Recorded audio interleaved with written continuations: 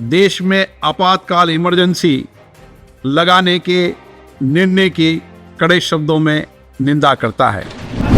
भारत के इतिहास में 25 जून 1975 के उस दिन को हम हमेशा काले अध्याय के रूप में जाना जाएगा। इमरजेंसी का वो समय हमारे देश के इतिहास में अन्याय काल का एक काला खंड था।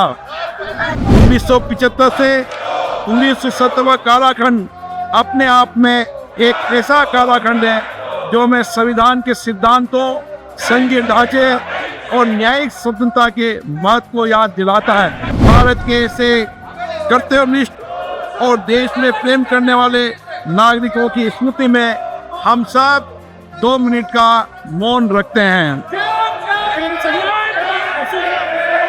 1975 में देश में आपातकाल इमरजेंसी लगाने के निर्णय की कड़े शब्दों में निंदा करता है। इसके साथ ही हम उन सभी लोगों की संकल्प शक्ति की सराहना करते हैं जिन्होंने इमरजेंसी का विरोध किया, अभूतपूर्व संघर्ष किया और भारत के लोकतंत्र की रक्षा का दायित्व निभाया। भारत के इतिहास में 25 जून 1975 के उस दिन को हम हमेशा काले अध्याय के रूप में जाना जाएगा। इस दिन तत्कालीन प्रधानमंत्री श्रीमती इंदिरा गांधी ने देश में इमरजेंसी लगाई और बाबा साहब अम्बेडकर द्वारा निर्मित संविधान पर प्रचंड प्रहार किया था। भारत की पहचान पूरी दुनिया में लोकतंत्र की जननी के तौर पर है।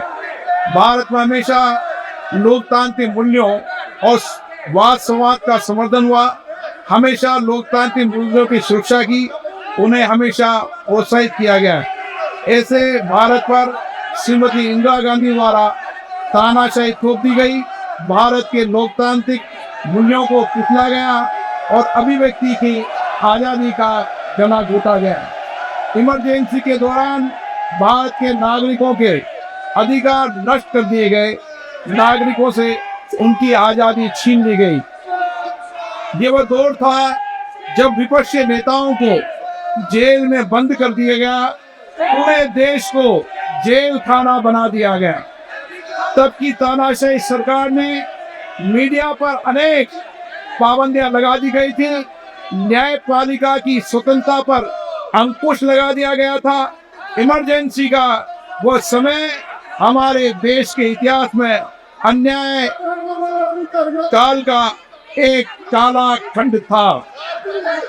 आपातकाल इमरजेंसी लगाने के बाद उस समय कांग्रेस सरकार ने कई ऐसे निर्णय किए जिन्होंने हमारे संविधान की भावनाओं को कुचलने का काम किया।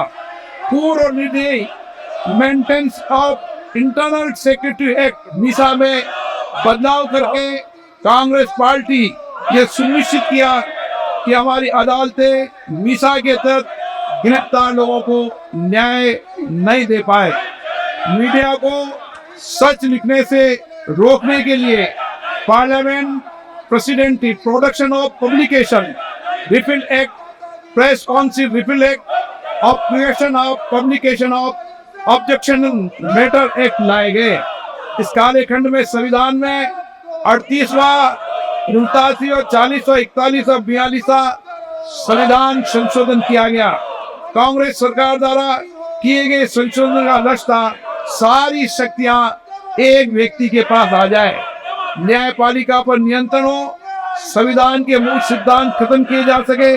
ऐसा करके नागरिकों के अधिकारों का दमन किया गया और लोकतंत्र के सिद्धांतों पर आघात किया। इतना ही नहीं, तत्कालीन प्रधानमंत्री श्री इंदिरा गांधी ने कमिटेड ब्यूरोक्रेसी और कमिटेड जुडिशरी की बात कही, जो उनकी लोकतंत्र विरोधी रवैये का एक उदाहरण है। इमरजेंसी अपने साथ ही ऐसे असामाजिक और तानाशाही की भावना से भयंकर चुनौतियों को लेकर आई, जिसने गरीबी, दलित और वंचितों को तबाह कर दिया। इमरजेंसी के दौरान लोगों को कांग्रेस सरकार द्वारा जबरन थोपी गई अनिवार्य नसबंदी का, शहरों में अतिक्रमण हटाने के नाम पर मनमानी का और सरकार की कुनीतियों का प्रहार झेलना पड़ा। ये सदन उन सभी लोगों के प्रति संवेदना जताना चाहता है। 1975 से 1970 काराखंड अपने आप में एक ऐसा काराखंड है जो में संविधान के सिद्धांतों, संघीय ढांचे और न्यायिक स्वतंत्रता के महत्व को याद दिलाता है। ये कालखंड हमें याद दिलाता है कैसे उस समय हम सभी पर हमला किया गया, क्योंकि जिनकी रक्षा आवश्यक है। ऐसे समय में जब आपातकालीन इमरजेंसी के 50वें वर्ष में हम प्रवेश कर रहे हैं, ये 18वीं लोकसभा बाबा साहब अम्बेडकर द्वारा निर्मित संविधान को बनाए रखने, इसकी रक्षा करने और इसे सुरक्षित रखने की अपनी प्रतिबद्धता को दोहराती है। हम भारत में लोकतंत्र के सिद्धांत, देश में कानून का शासन और शक्तियों का विकेंद्रीकरण अक्षुण्ण रखने के लिए प्रतिबद्ध है। हम संवैधानिक संस्थाओं में भारत के लोगों की आस्था और उनके अभूतपूर्व संघर्ष, जिनके कारण इमरजेंसी का अंत हुआ और एक बार फिर संवैधानिक शासन की स्थापना हुई, उनकी सराहना करते हैं।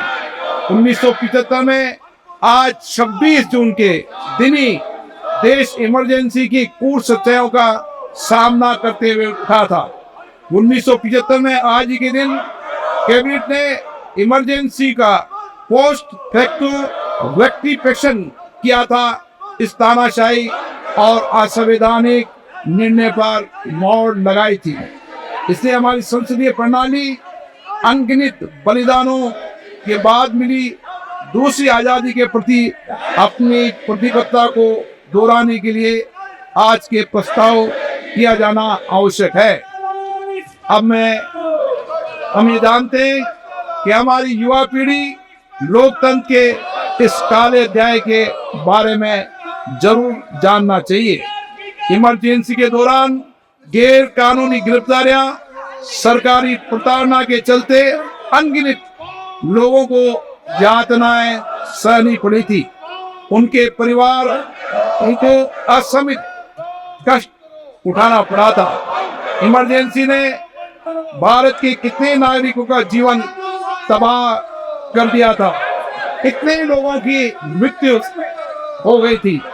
इमरजेंसी के इस कालखंड में कांग्रेस की तानाशाह सरकार के हाथों अपनी जान गंवाने वाले भारत के ऐसे कर्तव्यनिष्ठ और देश में प्रेम करने वाले नागरिकों की स्मृति में हम सब 2 मिनट का मौन रखते हैं।